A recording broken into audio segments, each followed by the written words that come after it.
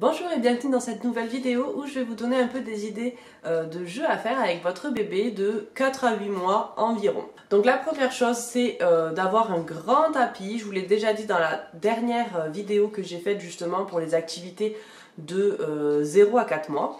Donc là voilà, il faut vraiment avoir un grand tapis de façon à ce qu'il puisse bouger partout. Donc normalement, à peu près à cet âge-là, votre bébé sait se retourner, passer du ventre au dos, du dos au ventre. Il sait attraper ses jouets, les mettre à la bouche évidemment. Du coup voilà, le principe ça va être de le laisser au maximum au sol pour qu'il puisse s'entraîner à attraper ses jouets, en prendre d'autres. Du coup vous pouvez acheter de nouveaux jouets pour le stimuler. Donc des jouets qui font du bruit, où il va peut-être venir appuyer sur des boutons. Au début ça va être un peu compliqué mais vous allez lui montrer, ça va faire du bruit, des jouets qui s'ouvrent, qui se ferment, enfin bref, voilà. C'est là où vous allez pouvoir commencer à l'éveiller de plus en plus pour stimuler aussi ses petites mains. Mais pas que. Aussi le principe c'est que du coup sur son tapis vous lui mettez des jouets à côté de lui mais vous en mettez aussi un peu plus loin parce que c'est à ce moment-là qu'il va commencer à s'entraîner à pivoter. Donc il va commencer à se tourner dans l'autre sens pour pouvoir attraper des jouets qui étaient derrière lui. Et il va peut-être commencer à essayer d'avancer pour du coup atteindre des jouets qui sont plus loin. Donc voilà, vous pourrez voir de lui-même si il le fait ou pas. Évidemment, ça se peut qu'il de lui-même, il se casse pas trop la tête à essayer d'avancer ou peut-être que ça va l'énerver. En tout cas, ce que je vous propose, c'est de venir vous installer sur le tapis pour pouvoir l'inciter à avancer vers vous. Donc pour ça, c'est très simple, il faut qu'il soit évidemment à plat ventre, pieds nus si possible, et vous allez le placer sur son tapis et venir vous mettre un petit peu plus loin avec des jouets. Et donc vous allez l'encourager à venir les chercher tout simplement. Donc évidemment au début il va beaucoup s'énerver parce qu'il n'y arrive pas. Allez, tu viens? Tu viens Mathis? Tu viens? Allez bébé. Allez, allez, allez. Tu viens?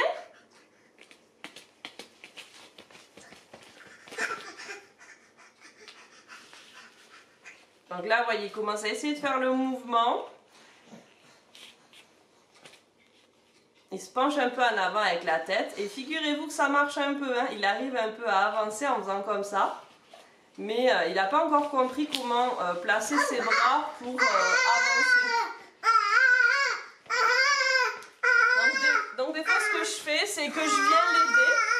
Par exemple, je viens l'aider par exemple en mettant ma main au niveau de ses pieds pour qu'il pousse dessus. Hop là, bravo! Encore? Et des fois, je viens l'aider en tenant sa main tout simplement. Je lui propose ma main. Il s'accroche et il va venir, hop, il va venir forcer tout seul. Bravo Mathis! C'est très bien!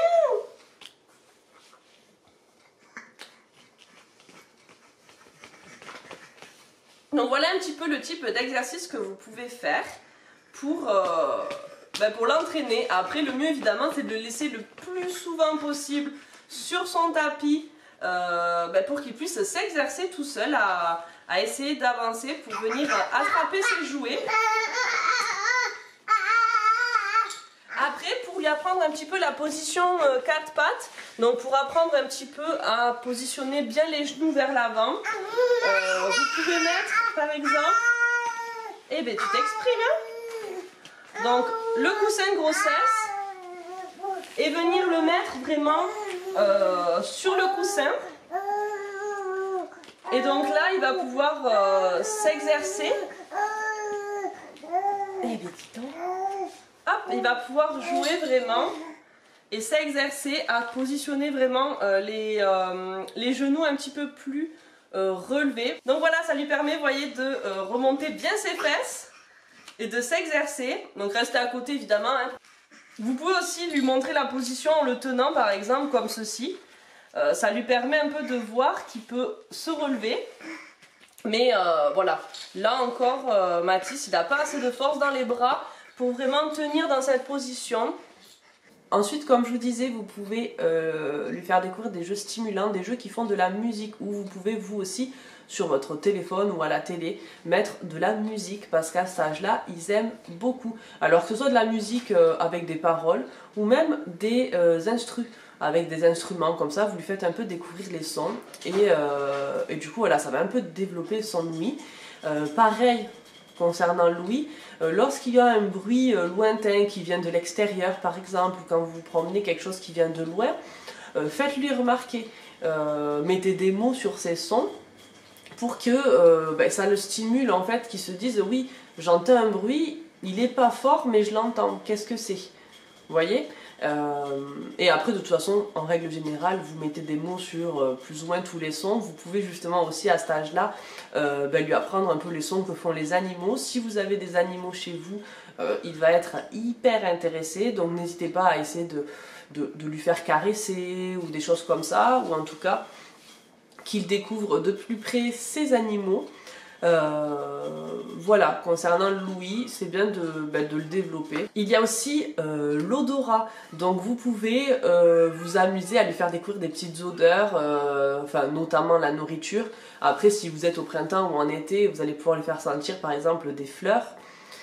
Mais en termes de nourriture, des épices, vous voyez un peu tout ça, tout ce qu'il trouve dans la cuisine ou même dans la salle de bain, hein, que ce soit une petite odeur du gel douche, du déodorant, voilà. Lui faire découvrir en fait que chaque chose a une odeur particulière. Aussi au niveau du goût, évidemment, c'est la période où vous allez commencer la diversification alimentaire.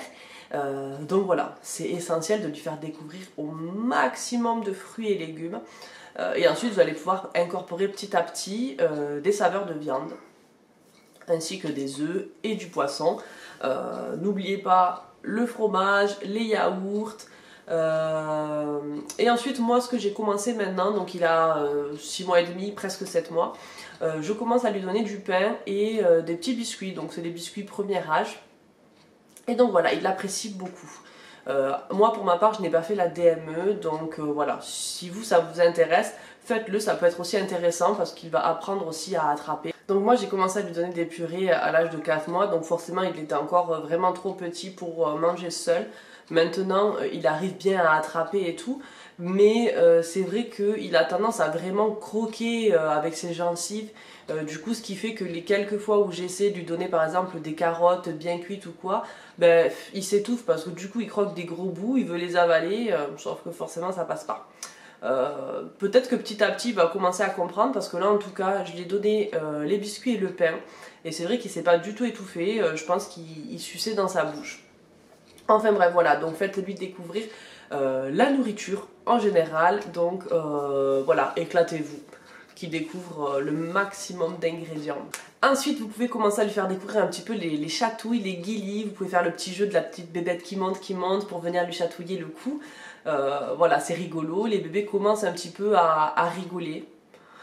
Ils commencent à sentir les chatouilles, donc ça peut être sympa pour aussi lui faire découvrir un peu son corps.